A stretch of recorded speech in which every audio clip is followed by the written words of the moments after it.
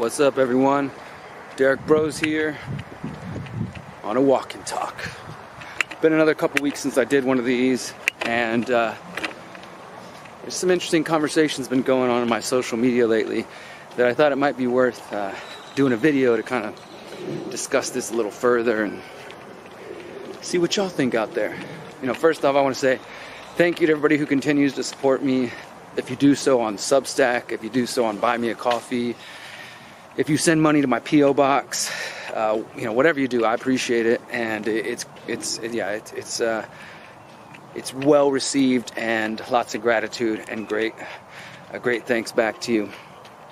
I also want to let you guys know, for those of you who are watching this on BitChute, on Odyssey, on Rockfin, where else?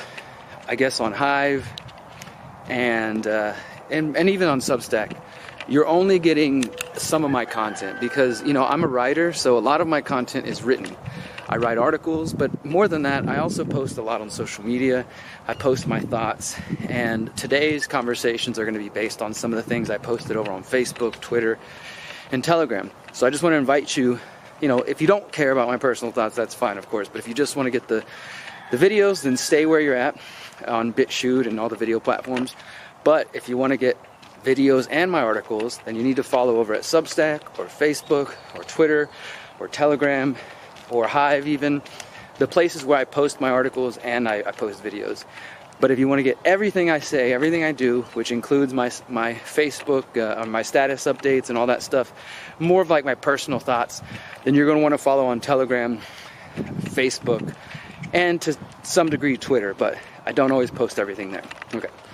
So now that we got that out of the way, let me tell you what I've been posting that seemed to upset some people. Let's start with the first thing that's happening right now on my Facebook account and on Twitter and Telegram, but mostly on Facebook.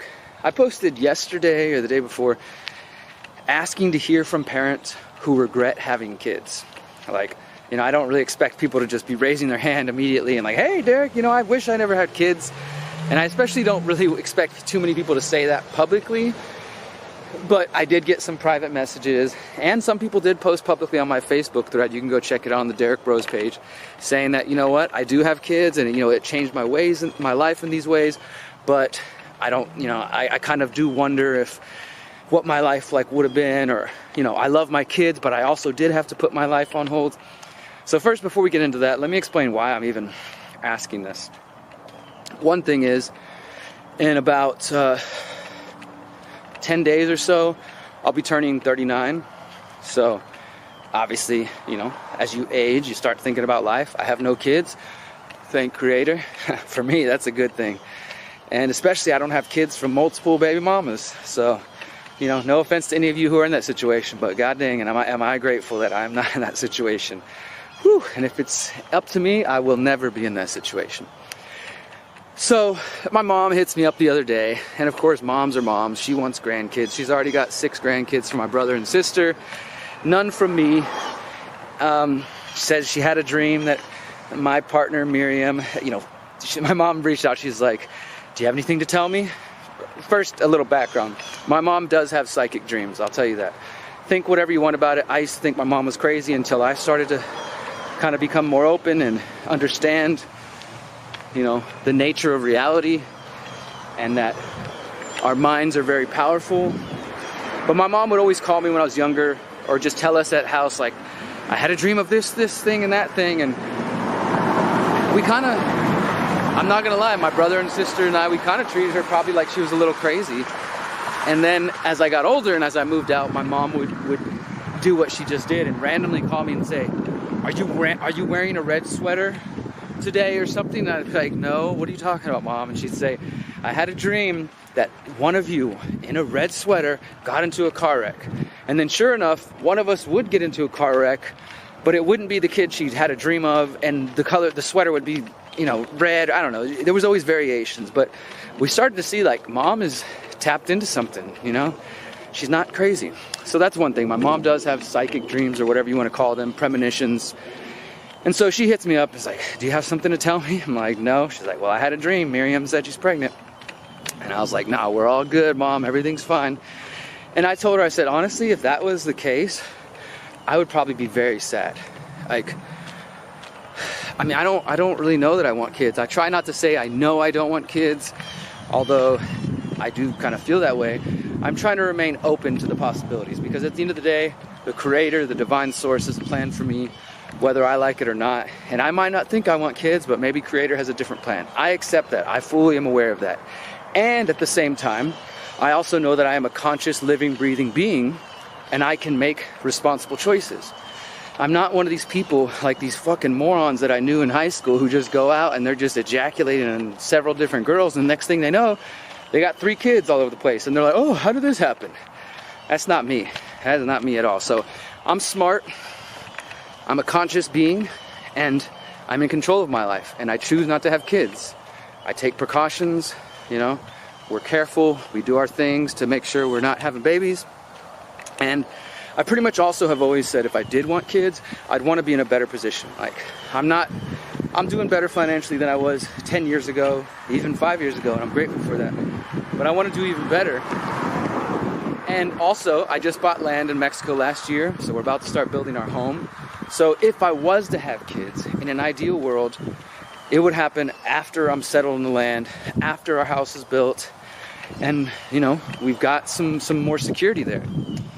Obviously, you know, the best laid plans and all that stuff, things don't always go the way you want, and I get that. But again, I'm not just some fool who's going to let life happen to me. I'm the kind of person that grabs life by the reins and says, you know what, I'm in control here, fully understanding that Creator does have a plan.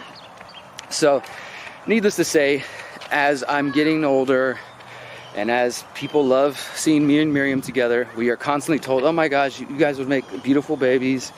And my sister, my mom, and all these people talk to us about the babies, and they want babies, and I get that. But you know, my sort of sarcastic but also realistic response is usually like, are you going to take care of them? Are you going to pay for their food? Are you going to pay for their life, the clothes they need, the diapers? Because I don't have money for that right now, and honestly, I'd rather spend my money on something else. I'd rather save up my money and build a house than spend it on a baby. I'd rather take trips to foreign countries and visit the world than spend it on a baby. Like, that's just me right now. That could change, but yeah, so that's kind of where I'm at. And of course, like, I want to say, like, if we were to get pregnant, I wouldn't be an absent father. That would absolutely fucking not. Yes, I probably would have a moment of sadness, and there would be some regret. I'm real enough to say it. I'm not gonna lie, like I think some parents do. But I would still step up to the plate, get my shit together, and take care of that child, because I grew up without a father in my life. I know what that's like. I'm not gonna fucking do that to anybody. Like, no way. So even though I don't want kids, if my partner was to get pregnant, if I was ever to find myself in that situation, I would be in that child's life, and I would probably be an amazing dad. Like, I'm fully aware of that. People tell me this, like, Derrick, you're so wise and you have such a good head on your shoulders. You would be a great dad. We need more people like you having children. And I get that. Like one of my old friends, Alma, shout out to Alma if you happen to hear this, she would say, we need to outbreed the statists. You know, outbreed the people who think that government is the answer, and outbreed all the brainwashed people. We need more awake people. And I get that. Like, that's a strategy. It's just not one that I'm personally going to partake in. I don't want to just pop out a bunch of kids in the hopes that they're more awake and aware, and which I think my kids would be. And I also, you know, the rain's starting a little bit, so this might get cut short, but I'm going to try to keep going. Actually, why don't I start walking back to my house so I don't get rained on. But my other issue is that I hear people say things like they had kids because their life didn't have purpose or meaning before, or that they felt empty. Or I hear people say they had kids because I want someone to take care of me when I'm older. Now, to me, that sounds selfish. A few people told me that because I want to live my own life, that makes me self-centered or selfish. For one, hear this, friends, there's nothing wrong with being selfish. Our society has corrupted that term. Caring about yourself, taking care of yourself, allows you to take care of other people and to help other people. So there's nothing wrong with being selfish or even self-centered. Now, of course, that doesn't mean you should be that way to the detriment of other people and harm people and all that stuff. But there's nothing wrong with looking out for yourself. And in fact, if more parents thought that way, instead of just bringing more kids into the world when they don't have the resources and the time to take care of them, we'd probably be better off and have less trauma, less fucked up kids in the world going out there doing messed up things. Because what happens when a child is raised by a parent who doesn't want them or who doesn't have the resources or struggles? Yeah, I mean, you make it through and life can be amazing. But a lot of times that trauma, you know what that trauma turns into? It turns into people who think they want to go into government and tell other people how to lead their lives. It turns into people who use drugs and alcohol and abuse themselves and abuse other people. Like, the trauma's real. And I know I've got trauma. I don't want to just pass on my trauma to some other kid because I think I need meaning in my life, or because I don't want to be alone. Like, I don't know. That to me is sad. But nevertheless, I was curious to see if any parents would respond. And if you want to see this, I did post it on Twitter and Telegram, but by far the most comments are on Facebook. There's, I think, 300 plus comments as of now when I'm recording this. And, you know, there's other people saying, and I'm sure some of you are going to comment this, Derrick, you're falling for the New World Order trap because they don't want to. All right, now it's really starting to come down. Because they don't want us to have kids. And if we don't have kids, then there'll be no more freedom and they'll win. And I get that. Yes, they don't want us to have kids. The hierarchy enslaving you. They don't want you to have kids. They want us to think that, you know, having kids is bad, when in fact, we don't have an overpopulation problem. We have an underpopulation crisis. So we probably do need more people to replenish the next generations. And at the same time, I gotta try to cover up my camera. And at the same time, I'm not just gonna bring kids into the world because the quote unquote New World Order doesn't want me to do that. Like, I'm still gonna be in charge of my own life, make my own decisions, and you know, whether that means I have kids or not, that's up to me. But I get it. Yes, there are people who are pushing the idea that we shouldn't have more kids. There's also people pushing for normalizing abortion everywhere so that, you know, life is just taken kind of callously, in my personal opinion. I see all those things and I know all those things, and I'm getting rained on here. Let's see if I can get under a tree for a second. Or I might just need to cut this and run home. We'll see. Let me just get under this tree, see if I can do this for a minute. So I get that there are agendas out there discouraging us from having children. And I get that for some people that's a strategy that they want to do to, you know, try to fix the world. But you probably should work on yourself first before you do that, because I can't tell you the amount of people I know who have kids who are divorced or who are miserable. You know, there's no love in those relationships. Maybe there was horniness, there was passion, there was the love drug. You know, for those of you who don't understand, oxytocin and dopamine. When you first fall in love with somebody for a while, there's a period where you're in the love drug phase and everything seems perfect. And then maybe you're like, wow, I want to have kids with this person. I want to raise a family with them. And you don't even really know them. Can't tell you the amount of people I know who have kids with people that they're not even with anymore. And that's fine. Maybe our destiny isn't to stay with our baby mama and baby daddies forever.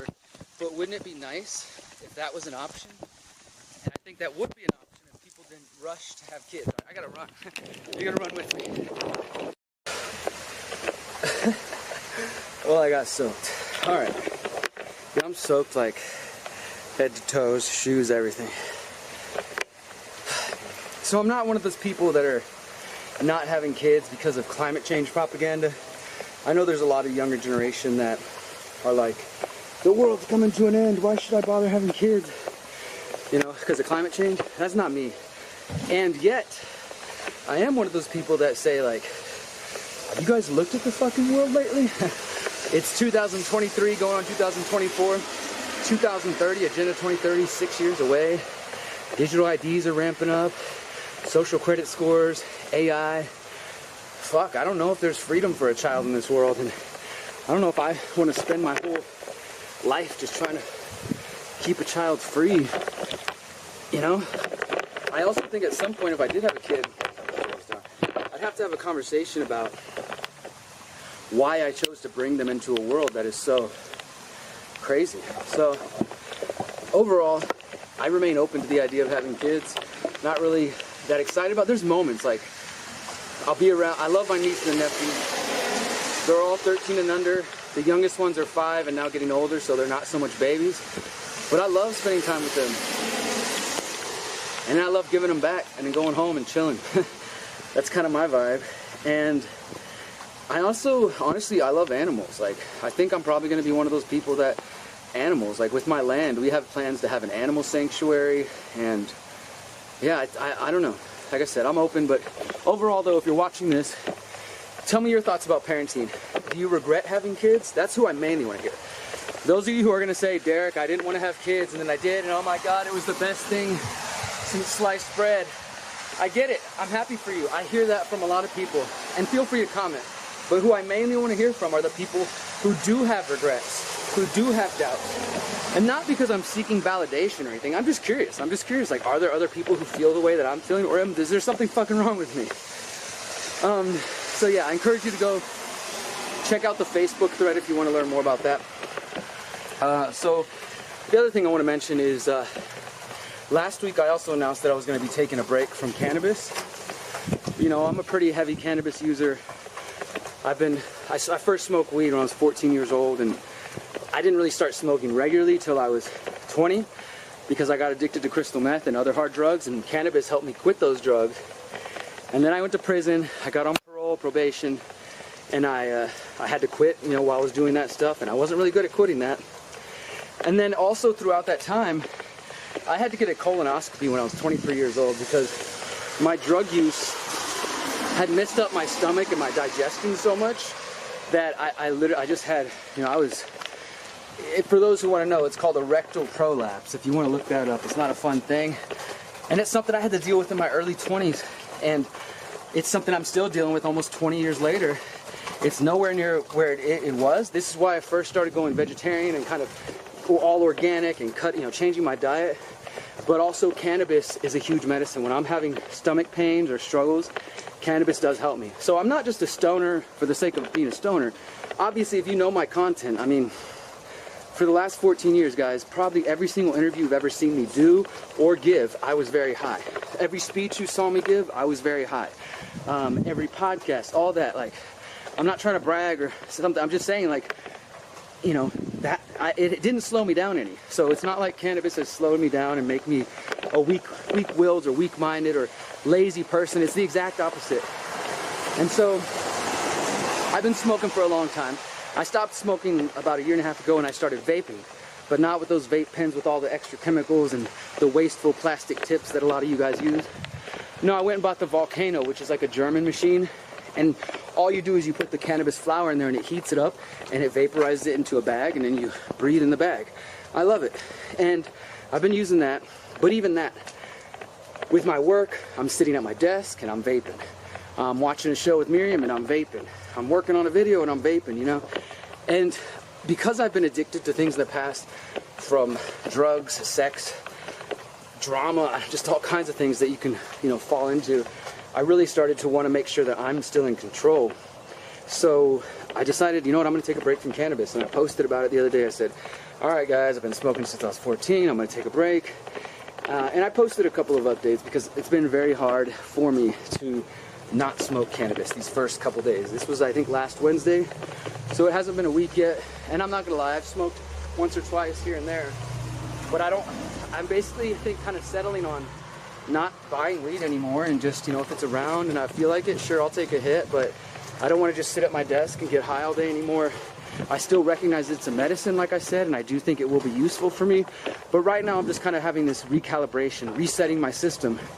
And fuck though, dude, it's been hard, man. Honestly, I'm not gonna lie. For those of you who saw me post on Facebook, I had a couple of nights of like sweating, like night sweats, and I never experienced that before with cannabis, as well as just general frustration and kind of a feeling of blankness, like feeling apathetic and blank. And that's not to say like, oh, I have to smoke weed to feel my emotions, but I do think cannabis helps me process my emotions. You know, for those who know a little bit of my story, I tried to kill myself several times when I was a young kid. I put these scars on my arm when I was like 18, and I had to go to the hospital, and they diagnosed me with bipolar, and they wanted to put me in some, you know, inpatient thing, but I basically just lied my way out of it, and I learned to deal with my stuff and process my own shit. Now, obviously, I haven't been that great. There are definitely some stories of crazy Derrick when I was younger, when I didn't have a handle on my shit, and I'm very, you know, very regretful about those things, but the reality is cannabis does help me. And the couple of days that I was just like not smoking at all, I was just sitting at my desk feeling very empty, you know. I went to the gym because I like those endorphins, and I work out already 3 to 4 times a week, but I went to the gym to kind of distract myself. I bought a basketball the other day. I've been playing basketball, and I'm loving it. I appreciate this. I'm biking, you know, and I'm always doing this stuff, but now I'm like, okay, you feel like smoking weed? Let's go on a bike ride. Let's go play basketball. Let's go work out. But at night, it's like the hardest for me. You know, I guess because, again, my routine is to, the night's over, I'm done working, I'm going to sit down and relax with Miriam, we're going to make dinner, and we're going to watch a movie or a show, and I'll smoke. And that's been the toughest, to not kind of have that ritual. And, you know, I know that I'm stronger than this, right? I heard some people comment saying, well, Derrick, if it's helping you and it's not hurting you, why are you stopping? And I get that. It's like, why would you stop something that is helpful to you? It's not causing destructive habits in your life. And that's true, but I also just want to make sure I'm still in control. Even if with something as simple and mostly harmless, I'm not going to say it's completely harmless, as cannabis is. And obviously, again, guys, every single body is different. Some of you might be like, oh, weed makes me paranoid, it makes me anxious. Well, that's not me. Sometimes when I'm alone with my own mind, my mind is very paranoid. It overthinks everything. It starts being, you know, suspicious of people. And I'm trying to work on that because I don't want to just be like, oh, I have to have weed to feel normal.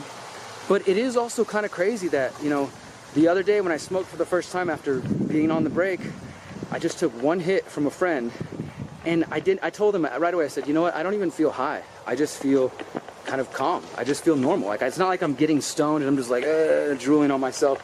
No, I just felt like, wow, I can breathe, I can think. All the things that felt so heavy don't feel so heavy anymore.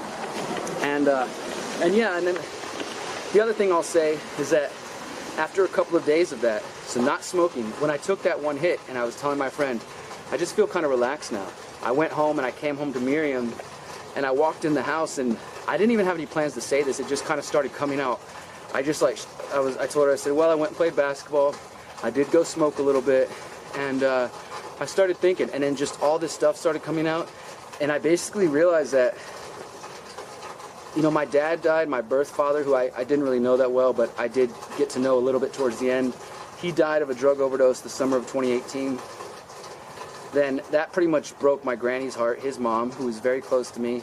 And she died, and she also fucking COVID, like, got her scared and paranoid, and she locked herself in her house, and then she ended up dying 2022. She shut herself off from the world and wouldn't let any of us see her. Then a good friend of mine, he died of an overdose that same summer, 2022. And I just start talking to Miriam and just like, honestly, like at this point, I'm just in tears and I'm just like, I think I'm realizing I haven't dealt with these deaths properly, and probably me smoking so much, and not just smoking, but being so busy. Because I love my work, but you know, I can busy myself like the best of them. And just because you bury yourself in work that you love or that you think is important, doesn't mean you're not avoiding things. And so I just had this like breakdown, and just, I'm in tears, and I'm just like, fuck, I feel bad. I didn't get to go to my granny's funeral. I was in Mexico. And yeah, I do feel bad about that. I mean, right now, talking about it, I don't feel like I'm going to break down. But the other day when I was talking about it, it was just like all this stuff. It was a huge relief.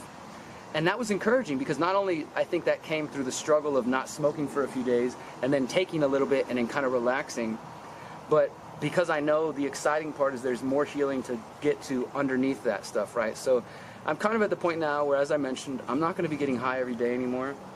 I'm going to try not to buy my own weed and just kind of take it chill. Plus, weed's way more expensive out in the U.S. than in Mexico. And I'm talking about good weed in Mexico, not that dirt weed. But I think I just want to be on a break. I just want to continue this break and just not feel like I have to smoke all the time. So I would love to hear from any of you who smoke cannabis and recognize it's a medicine. I don't want to hear from any of you drug war propagandists, dare, reefer madness, Derrick, weed's a drug, come to Jesus, you know. And unfortunately my mom found that I was taking a break, and she's like, oh, thank God, I've been praying you would stop smoking. I had to tell her, Mom, and if you're listening to this, Mom, it's just a break, okay? Weed's not bad, weed's a medicine, okay? It's not the same as all the hard drugs that my dad and other people were addicted to, all right? Weed can be a medicine when used with respect, and that's the other thing, is I realized I wasn't giving it the respect it deserved. So remember that. Cannabis is a sacrament. There's a spirit. There's a medicine there, but you have to nurture it. You have to take care of it. You know, just sitting around with friends smoking blunts all day isn't respecting cannabis. you can do that and say like, hey guys, can we take a moment to just tune in and give thanks? Like, what is this joint for? What's the purpose? Why are we smoking this? Are we just smoking the 10th joint because we're just anxious and we don't know what else to do? Because honestly, that's how I was. Like, if I didn't know, if I was in a situation and I felt nervous, I would just pull out another joint and just, all right, I'll just keep smoking. It gives me something to do. It's an oral fixation. My hands are busy. But maybe in reality, I was just feeling anxious and nervous. So there is a way to approach cannabis with a respectful, mindful manner, and that's what I'm focused on now. And I'd love to hear your thoughts. The other thing I want to say, guys, is I got a couple videos coming up. I wrote some new articles.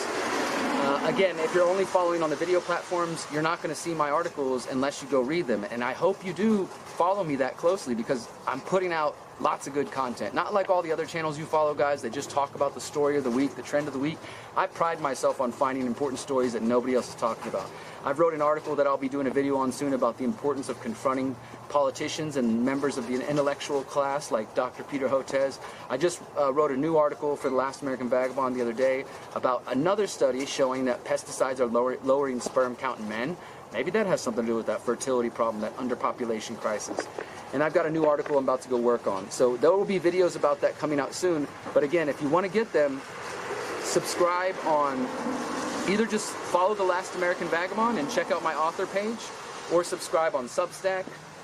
Follow me on Telegram, follow me on Facebook, Twitter, because that's where I post the articles. And of course, follow me at theconsciousresistance.com, guys. So I really appreciate your work. One other thing, and I'll do a whole nother video about this, but if you live in the Boston area, I'm going to be speaking at MIT, yes, MIT, on December 6th about freedom, consciousness, AI, technocracy, all kinds of fun stuff. And I'm excited for it. So December 6th, I'll post that link below if you want to get registered for it. It's a public event. Anybody can come, but you do got to register. And then I'll do another video about that in the future. But for now, I gotta go dry off. So thank you guys for letting me rant to you about babies and kids and cannabis, and hope you have a beautiful day. Peace.